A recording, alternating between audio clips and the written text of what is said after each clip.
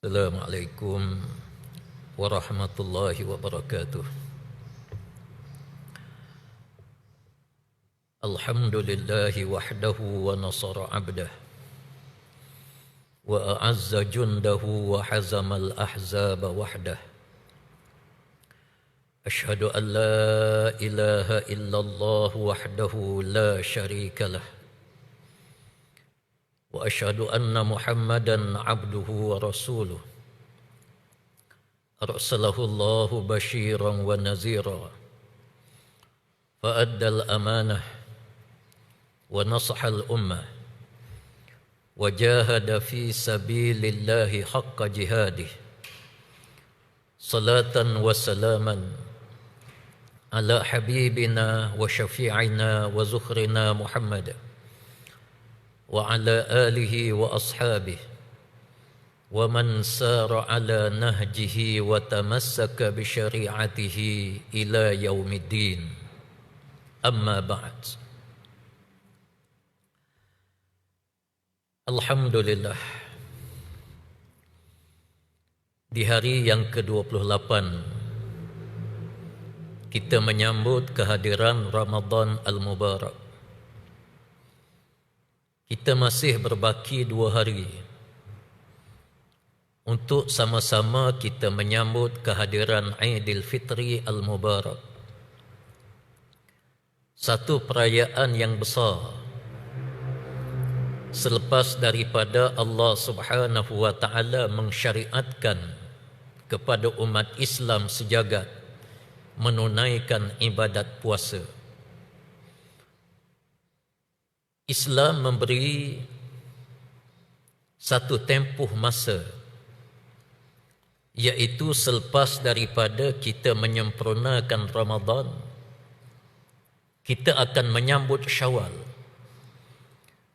Pada 1 hari bulan Syawal, umat Islam menyambut ibadat hari raya. Satu ibadah yang sangat besar kepada orang-orang yang beriman, berilmu, bertakwa dengan Allah Subhanahu wa taala.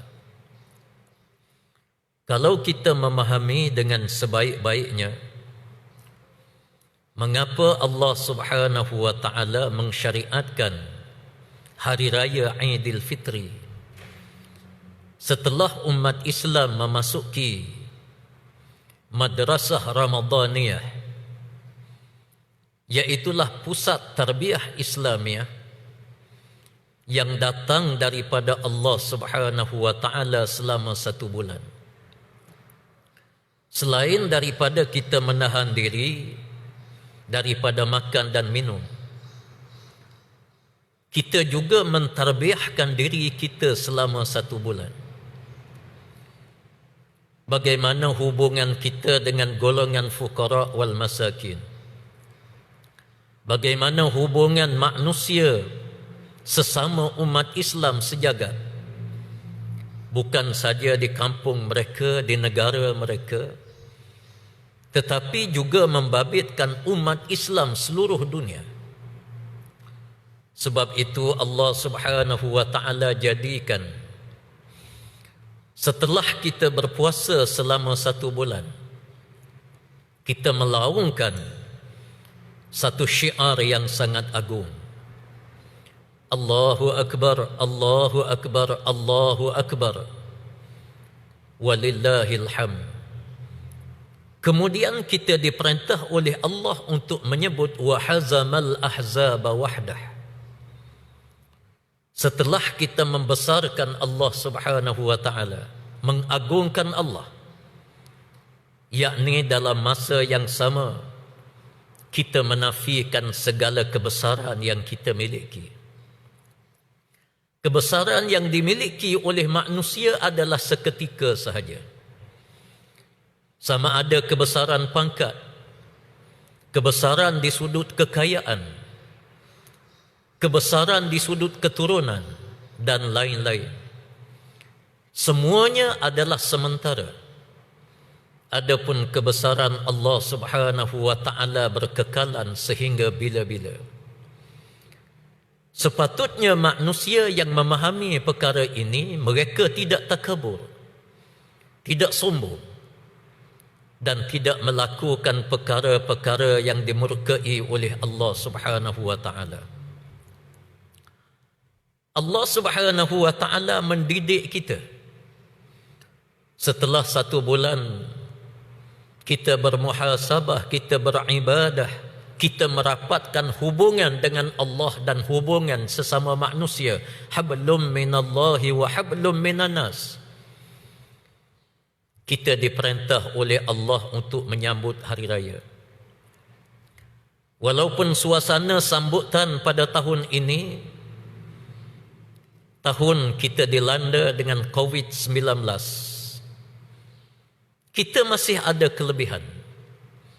Kita boleh berhari raya bersama-sama dengan keluarga kita yang tercinta. Kita boleh merapatkan hubungan kasih sayang sesama kekeluargaan. Keluarga, ada di antara keluarga yang bertelengkah. Jom sempena dengan hari raya dan sempena dengan PKPB yang disarankan oleh pihak kerajaan, kita ambil kesempatan ini, kita jalinkan hubungan kasih sayang di antara keluarga kita.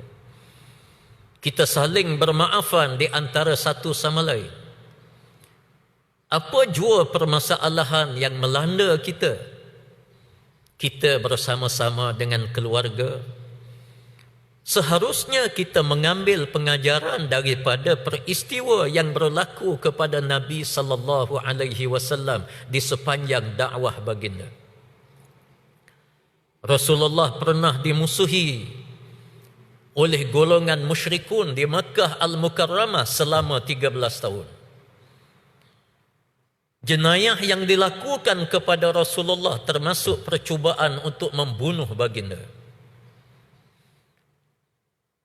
Diberinya kepada Rasulullah racun, dikepung Nabi sallallahu alaihi wasallam di Sya'bu Amir, dirampas harta benda milik umat Islam begitu rakus. Di akhir zaman Makkah Al-Mukarramah, dan harta ini dijual, dilelong begitu saja. Namun ternyata Nabi sallallahu alaihi wasallam memaafkan mereka semua apabila Rasulullah datang semula ke Makkah Al-Mukarramah, membuka kota suci Makkah. Inilah dia akhlak yang sangat mulia. Akhlak yang dimiliki oleh junjungan besar Nabi kita Muhammad sallallahu alaihi wasallam. Begitu juga kalau kita lihat akhlak Rasulullah memaafkan musuh-musuh Islam, terutamanya yang membabitkan peperangan Al-Ahzab. Hatta pasukan dalaman umat Islam, penduduk dalaman Madinatul Munawwarah, mereka datang bertemu dengan Rasulullah sallallahu alaihi wasallam yang digazet oleh Allah melalui Al-Quranul Karim. Wa yasta'zinu fariqum minhumun nabi yaquluna inna buyutana aurah wa ma hiya bi'aurah in yuriduna illa firara. Maksudnya,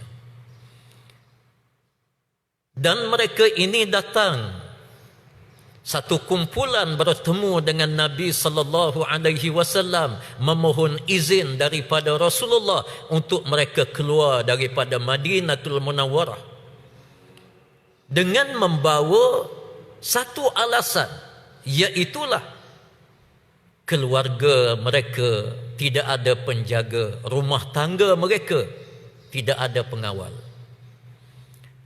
Mereka minta izin dengan Rasulullah untuk balik ke kampung halaman, untuk melihat keluarga, melihat harta benda mereka. Namun Allah memberi jawapan yang tegas kepada Rasulullah sallallahu alaihi wasallam. Setelah Rasulullah memberi keizinan kepada mereka, Rasulullah bersangka baik, Rasulullah izin mereka balik. Lalu Allah mengatakan, in yuriduna illa firara.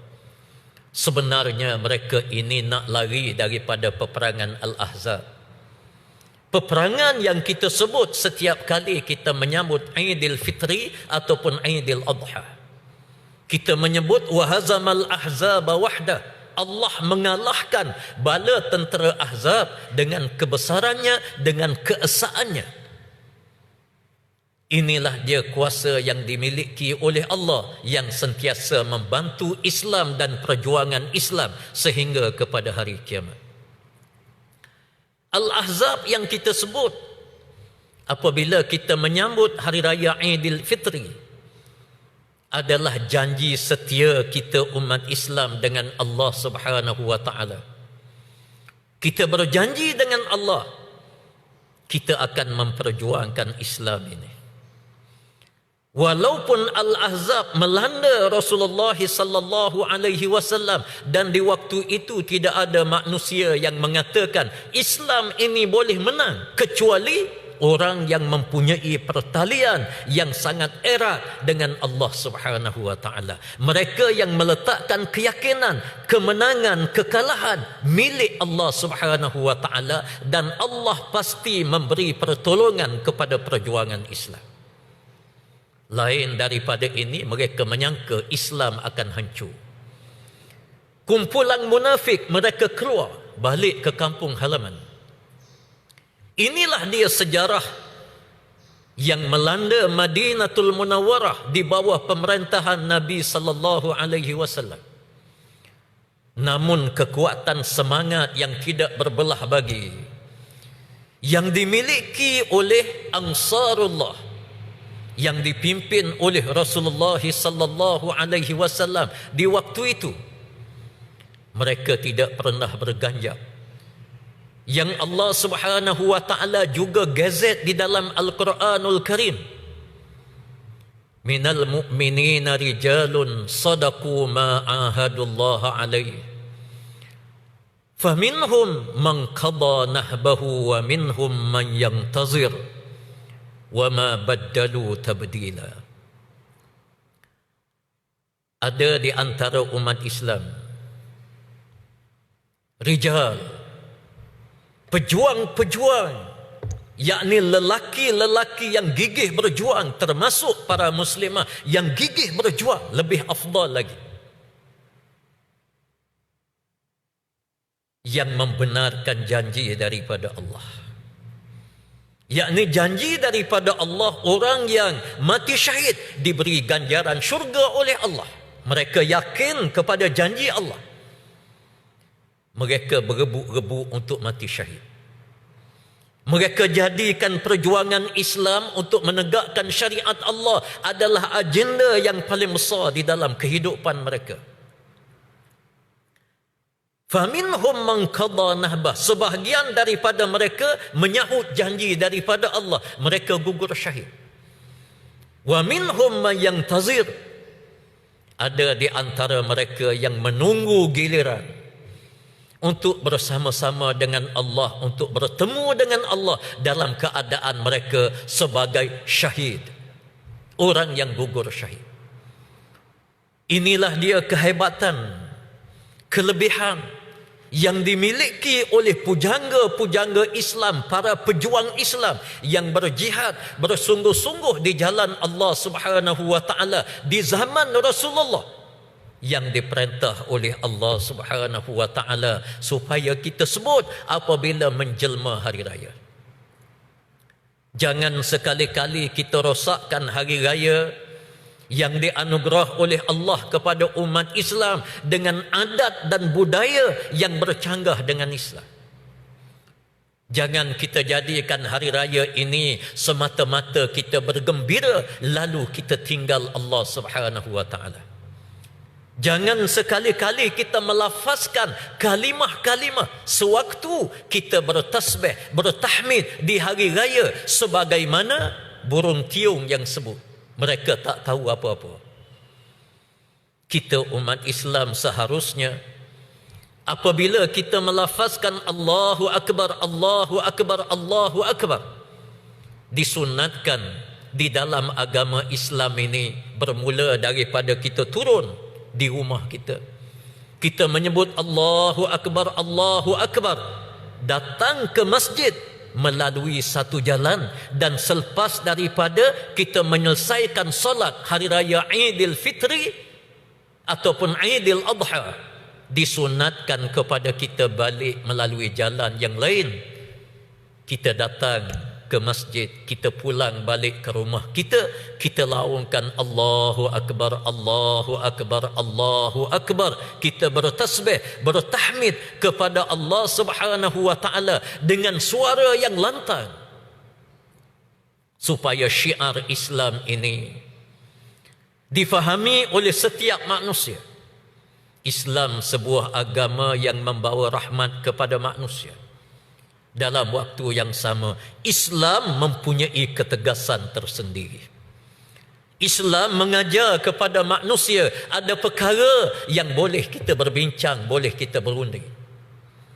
Ada perkara yang boleh kita berkhilaf dalam isu-isu yang menyentuh ilmu, dalam isu-isu yang menyentuh ibadah-ibadah yang biasa yang disunatkan oleh Allah Subhanahu wa taala. Kita boleh berkhilaf. Sehingga kita lihat ada 4 mazhab di dalam Ahlus Sunnah wal Jamaah. Khilaf ini kita meletakkan ilmu yang diberi oleh Allah Subhanahu wa taala adalah ilmu yang paling tinggi. Dan inilah yang kita sebut Allahu Akbar, Allahu Akbar, Allahu Akbar. Ada pun perkara-perkara yang membabitkan usul, yang membabitkan dasar kewajipan yang digazet oleh Allah di dalam Al-Quranul Karim secara jelas. Solat 5 waktu, rukun-rukun di dalam solat tidak boleh dikhilaf. Ada pun perkara-perkara yang sunat, kita nak wirid secara berjamaah, kita nak wirid secara seorang-seorang, terpulang kepada mazhab yang dipegang masing-masing. Namun kalau dalam konteks negara kita Malaysia yang beramal dengan mazhab Syafi'i, kita mesti berpegang dengan mazhab Syafi'i. Ilmu-ilmu yang dibawa oleh mazahib al-ukhra, kita semat dalam kepala kita, kita jadikan dia bahan ilmu yang boleh memantapkan pemahaman kita kepada nas daripada Al-Quran dan hadis Nabi sallallahu alaihi wasallam. Tetapi kita jangan bergaduh, kita jangan berkelahi. Kita sebut Allahu Akbar. Allah yang Maha Satu. Siapa saja dalam kalangan kita, kiblah kita satu. Allah kita satu. Agama kita satu. Rasulullah kita satu. Kita bersatu. Dan inilah syiar yang diajar oleh Nabi sallallahu alaihi wasallam sejak daripada zaman berzaman. Rasulullah mewajibkan kepada umat Islam bersatu, mengharamkan kepada umat Islam berkelahi, berpecah belah. Rasulullah memberi keizinan kepada umat Islam untuk berijtihad bagi orang-orang yang mempunyai syarat-syarat ijtihad. Mereka mujtahid, boleh. Dan kita mesti menghormati antara satu sama lain, terutamanya pandangan-pandangan daripada para alim ulama yang muktabar. Jangan sekali-kali kita mengecam ilmu-ilmu yang dikeluarkan oleh para alim ulama. Kita mesti menjadikan di dalam kehidupan kita sumber yang kita pegang, iaitulah ilmu yang kita pelajari. Dan kita mesti menghormati pandangan-pandangan yang berbeza-beza yang ada dalam kalangan umat Islam. Sidang pendengar yang dirahmati Allah Subhanahu wa taala sekalian, kita jadikan medan hari raya Aidil Fitri yang akan menjelma hanya seketika sahaja selepas daripada ini. Medan kita muhasabah, medan kita insaf, medan kita ukur bagaimana kedudukan kita sekarang ini, sejauh mana kita dengan Nabi sallallahu alaihi wasallam. Kalau Rasulullah yang menjadi qudwatun hasanah, contoh tauladan yang terbaik, sejauh mana kita dapat mengambil sifat-sifat yang diajar oleh Rasulullah kepada kita umat Islam. sifat di dalam perjuangan Islam sebagai contoh.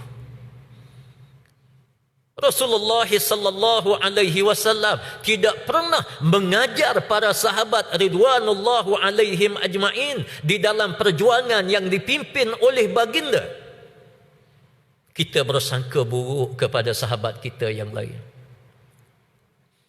Kita bersikap mementingkan diri kita berbanding dengan sahabat-sahabat yang lain. Kalau sahabat di zaman Rasulullah hampir gugur syahid di medan peperangan, bila disebut alma, dahaga air.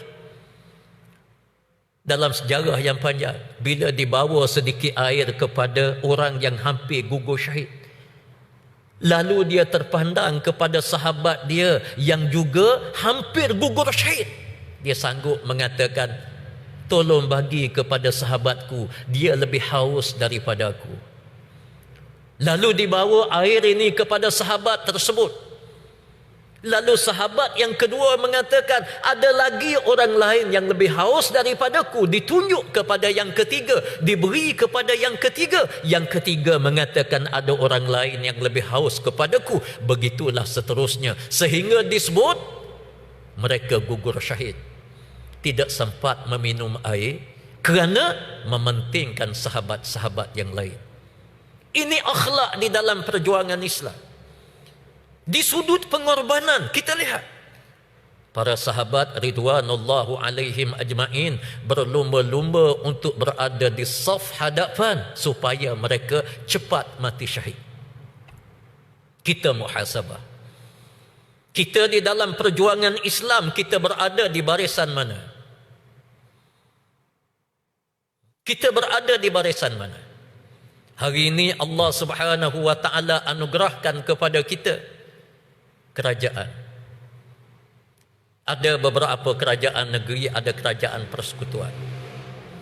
Kadang-kadang kita lihat ada orang sebelum daripada ini tak pernah nampak muka. Zaman kemenangan mereka tampil.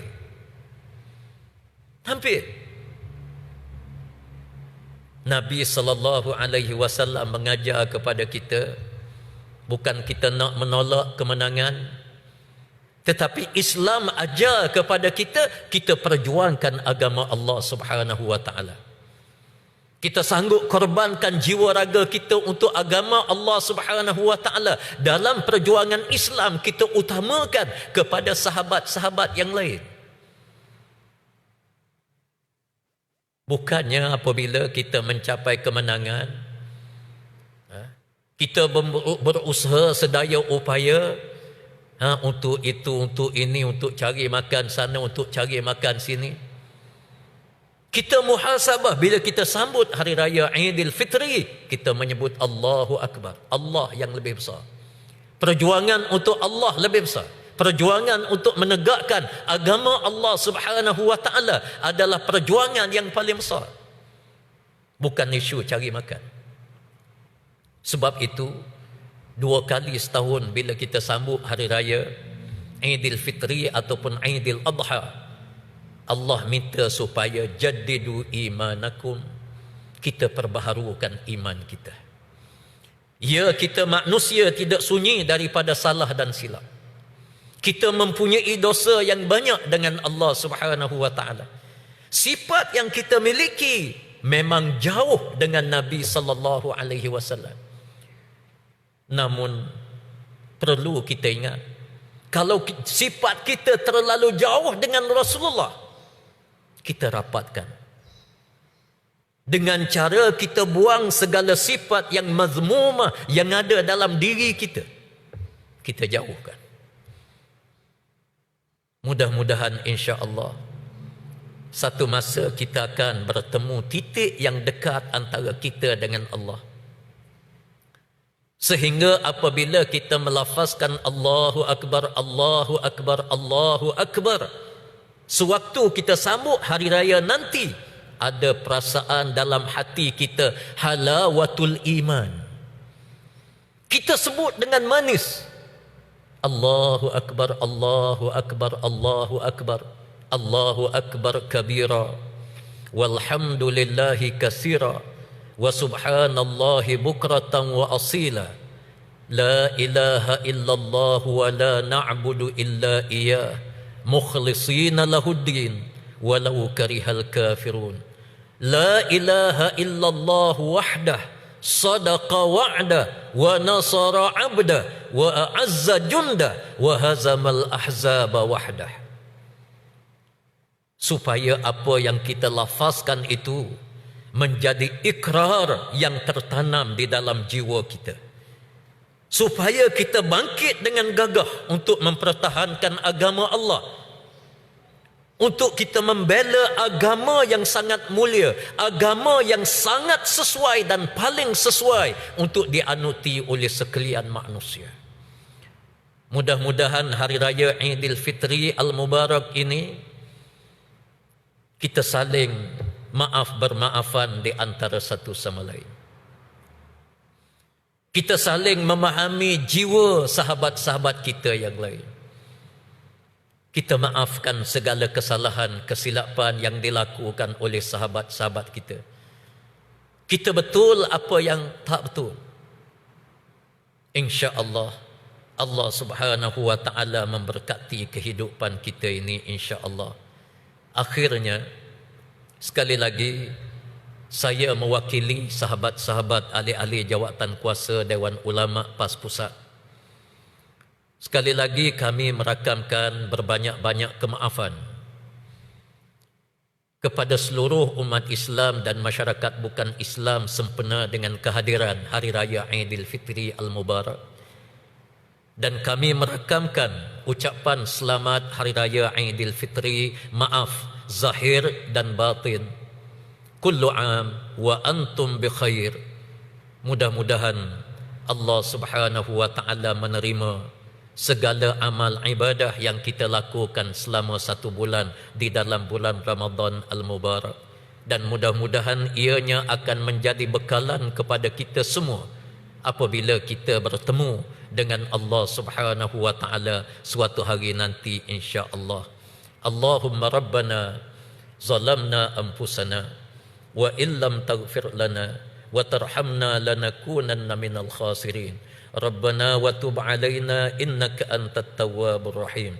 Allahumma rabbana taqabbal minna salatana wa siyamana wa qiyamana wa qira'atana ya arhamar rahimin. Allahumma ja'al jam'ana hadza jam'an marhuma wa tafarruqana min ba'dihi tafarruqan ma'suma. Allahumma inna naj'aluka fi nuhuri a'da'ina wa na'udzu bika min syururihim. Allahumma rudda kaidahum ala nuhurihim.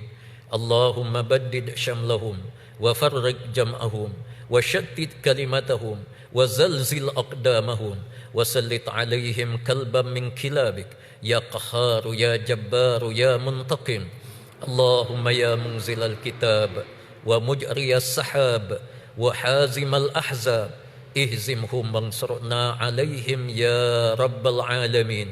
Allahumma ighfir lana dhunubana wa liwalidina wa liajdadina wa limasyayikhina wa limuallimina wa lijami'il muslimina wal muslimat wal mu'minina wal mu'minatil ahya'i minhum wal amwat. Allahumma inna na'udzu bika minal bala'i wal waba' ma zahara minha wa ma batan. Allahumma dabbirna fa inna la nuhsinu tadbir. Allahumma yassir lana wa la tu'assir alaina. Allahumma tammimna bil khair. Rabbana hab lana min azwajina wa dhurriyyatina qurrata a'yun waj'alna lil muttaqina imama. Rabbana atina fid dunya hasanah wa fil akhirati hasanah wa qina azaban nar. Wa sallallahu ala sayyidina Muhammadin wa ala alihi wa sahbihi ajma'in walhamdulillahi rabbil alamin. Aqul qawli hadza wassalamu alaikum warahmatullahi wabarakatuh.